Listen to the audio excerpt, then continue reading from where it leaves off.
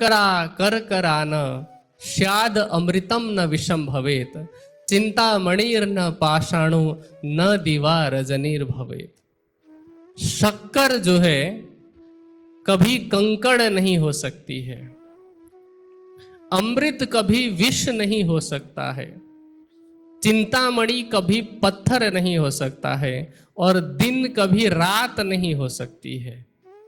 इसका भाव क्या है कि परम धाम की लीला में और इस संसार की लीला में अंतर बताया जा रहा है कि एक की लीला दिन के समान है और दूसरे की लीला रात्रि के समान है। राज जी कहते हैं कि सखियों, आप माया में जाने की जिद ना करो। वहां पर कैसा है, वहां की परिस्थिति में बताता हूं।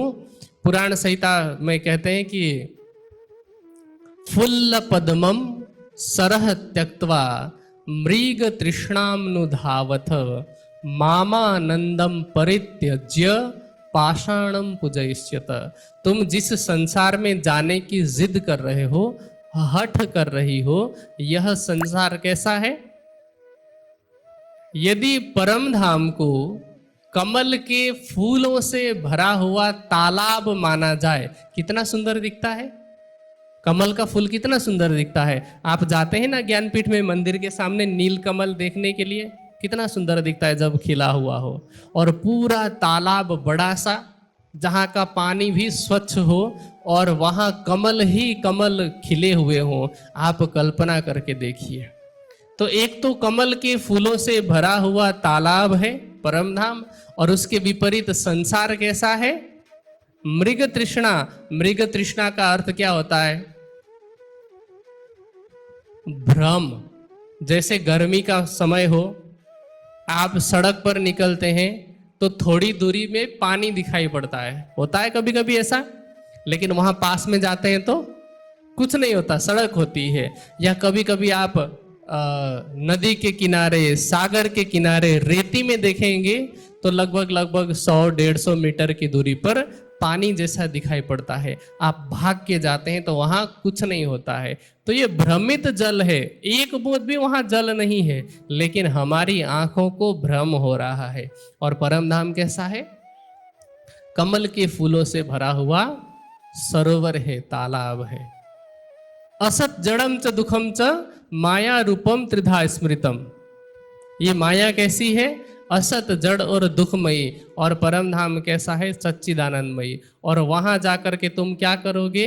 उस संसार में जाकर कहते हैं माम आनंदम परित्यज्य। माम अर्थात मेरे आनंद को परित्यज्य, त्याग कर, छोड़ कर तुम संसार में जाकर के पाषाण, अर्थात पाषाण किसको कहते हैं?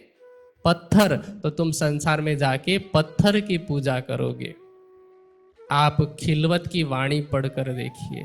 खिलवत की वाणी में परम धाम की प्रेममयी संवाद का बहुत सुंदर वर्णन महामती जी ने किया है कि राज जी ने किस तरह से मना किया हमें। और हम क्या कहते हैं वाणी में? मने किए हमको 3 बेर, तब हम मांग्या फेर फेर फेर। हमने 3 बार मांगा और अब हमारी ही खेल देखने की इच्छा को पूरी करने के लिए राज जी ने अक्षर ब्रह्म को आदेश दिया कि ऐसा ब्रह्मांड रचा जाए जिसमें ब्रह्म सृष्टियों को भी आना है और उनको खेल दिखाना है, तो मुझे भी आना है। क्या कहती है वाणी? हमको खेल दिखावन काज, हमसो आगू आए श्री राज। राज जी तो हम ब्रह्मात्माओं का साथ हाथ कभी भी नहीं छोड़ते ना। हम क्या कहते हैं? नजर से न काढ़ी मुझे अव्वल से आज दिन। तो राज जी हमें कभी भी नहीं छोड़ते, न ब्रज में हमें छोड़ा था, न इस जागनी के ब्रह्मांड में छोड़ रहे हैं। तो अब इस तरह से हमारे इस माया के संसार में आने की भूमिका तैयार हो रही थी। और आना कब था? सबसे पहले हम सब ब्रह्म सृष्टियां आई ब्रज मंडल में। इस संसार के हिसाब से देखा जाए तो द्वापर युग में गोपियों के रूप में आए। वाणी क्या कह रही है कि ताके 3 तकरार कहे।